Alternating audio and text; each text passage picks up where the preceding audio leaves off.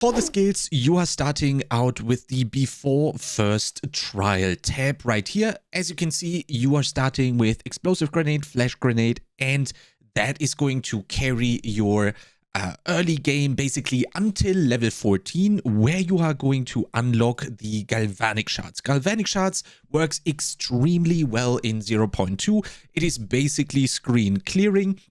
And it's also quite good against these early rares, but you are going to supplement the single target damage against rares and also bosses early on with the explosive grenade, the flash grenade, and also the gas grenade. You can find all the necessary supports down in the planner, which is going to be linked down in the description below. You can check out all of the supports that you need to make these skills work. On Galvanic Shards, I have given you tons of options that are going to get you into maps after the campaign has been finished, but obviously you're not going to have that many at the start. For the start, you should do Martial Tempo, Lightning Infusion, and then as soon as you get your Jeweler's Orb from the starting Act 3 zone, you are going to use that on Galvanic Shards, because you are actually going to use Galvanic Shards all the way with this character, because I'm also making an end game focused build for this particular build guide, or early leveling build guide, so to speak. Then very important on the explosive grenade, you have a choice. Scatter shot and conk effect is what I was running with, because I was very used to the fuse time on the grenades from playing grenades quite a lot when 0.1 launched. If you don't like that at all, I would suggest you take out the conk effect and then use the expedite instead. But I highly recommend to use conk effect and scattershot at least on bosses. For clear, I would say conk effect and expedite can be swapped. So if you really hate the long fuse duration on the grenades, on the explosive grenade in particular, then that is definitely an option here. For the other ones, I just put down 2 supports. And for mobility, you will use Shield Charge into Leap Slam as soon as possible, and then you will not really need these supports that are listed here. I just listed them here because we can actually use something there afterwards. Then, very important to look at the next tab right here, where you can see the skill setup after the first trial, where we can see that Galvanic Shards has now moved to the top and is now being used basically all the time for clear. And then Shockburst rounds is taking over the single target damage for us. The big problem that we need to solve here, though, is that Galvanic Shards needs to shock, so that Shockburst rounds is going to be able to pulse. As you can see right here, the attack damage on the projectile is not that much, but the pulse is actually your main source of damage, which is then going to be amplified by stuff like conk effect, fresh clip, and ammo conservation. And on the boss, you are going to swap out the martial tempo on the Galvanic Shards for conduction, which is going to help you tremendously in shocking the boss. And you are going to use the martial tempo and then apply that to the Shockburst rounds. I usually removed the fresh clip, and then I was able to do quite a lot of damage and not only get a high consistent shock uptime, but also get way more damage squeezed into Shockburst rounds with having martial tempo in here. And so you don't have to remember all of this down here in the gem cutting order. You can actually see right at one glance what you need to do in Act 1, in Act 2, in Act 3, and also the supports, then for the spirits as well. And then for the skill rotation, you are going to use the flash grenade and the explosive grenade for your clear until you have the Galvanic Shards at level 14, which is going to be really nice to clear the mana with, because there you are around level 14 already. Then for the bosses, until you have the Shockburst rounds, you're going to use the following right here. Very important here. If you are done with the cooldowns, then you're going to do the Galvanic Shards until your cooldowns come back, and then you start back at the front. Then as soon as the Shockburst is available to you, your single target is going to look like this. You're going to use Galvanic Shards until you shock. And then when the rare or the boss is shocked, you are going to use the Shockburst rounds. It's not always needed to swap to Shockburst rounds for rares.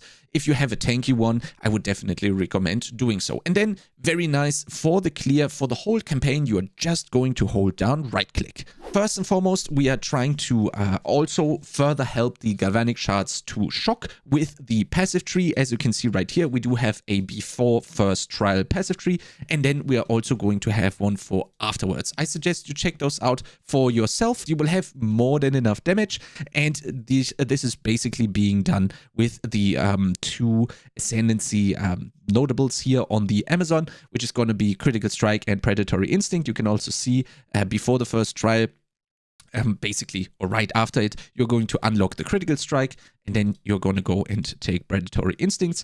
And then, as you can see right here, we are solving the Galvanic shard shock issue by going here to General Electric. Not only are you getting quite a lot of increased chance to shock, but you're also getting attack speed with lightning skills, which is then also going to help you with the general attack speed, but also obviously due to crossbows with the reload speed itself. And then you can also pick up some magnitude of shock inflicted. And on top of that, you're also getting increased critical hit chance against shocked enemies. So quite a lot of synergy going on right here. And then, yeah, you're going to take the accuracy stuff. I really like freedom of movement with the reduced movement speed penalty from using skills while moving, because Galvanic shards is basically a channel. This is going to let you move just a tiny bit faster while doing Galvanic shards.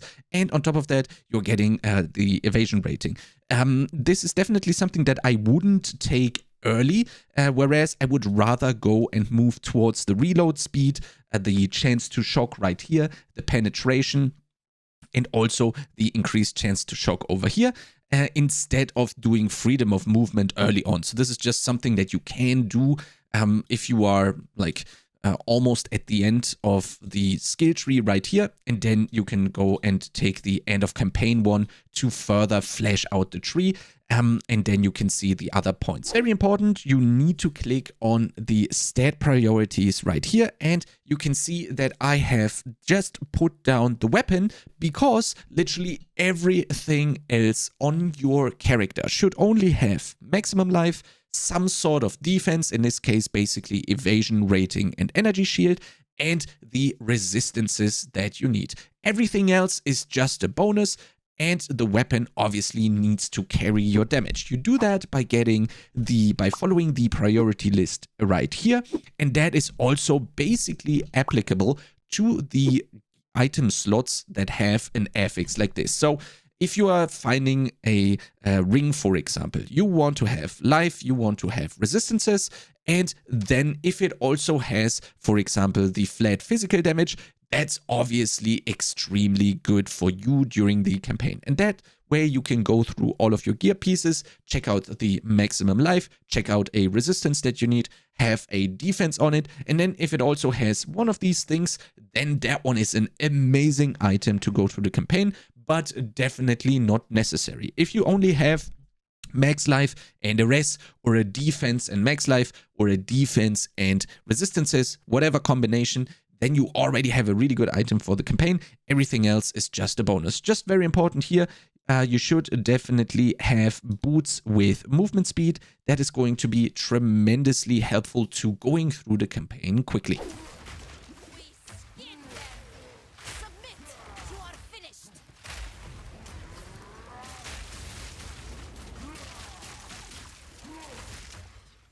My people!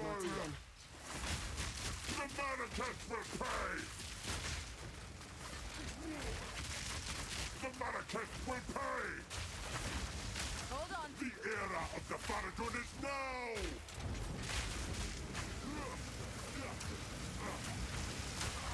We're running out of time! Any more time? End this! What are you doing?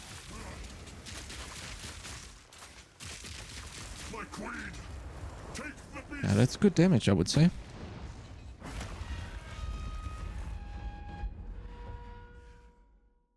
I don't have time for this! Sands, bend to my will! Impede my enemies! Our gift to you! Fall! Damn you! Need more time! The era of the Faradun is now!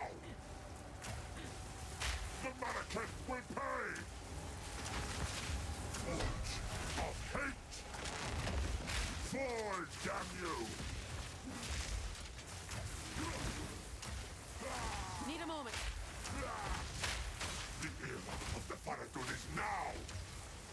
Mannequin prepare! 10,000 spears!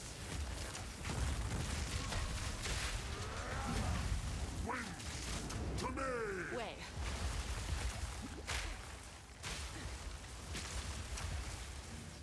I will erase you! Need a moment. We will blot out the sun! Need more time. Our gift to you! Endless hate!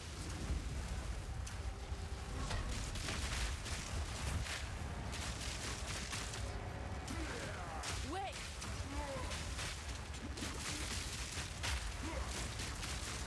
Our gift to you!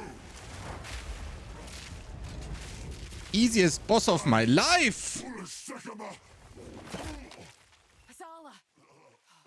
She's still breathing. Have accomplished nothing. This is not over. Not yet. Chamandra! I return you to the embrace of death! It is done. The return. I'll not make the journey home like that.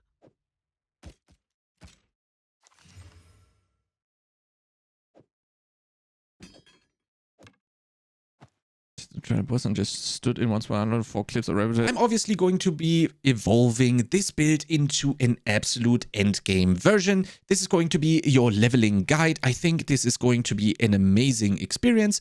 And if you have any questions, I'm basically live right now on Twitch. The links are down in the description below. And if you have any questions, feel free to stop by, say hi, and I am going to help you out as much as I can. If you like content similar to this, make sure to subscribe to this YouTube channel, and I'll see you next time.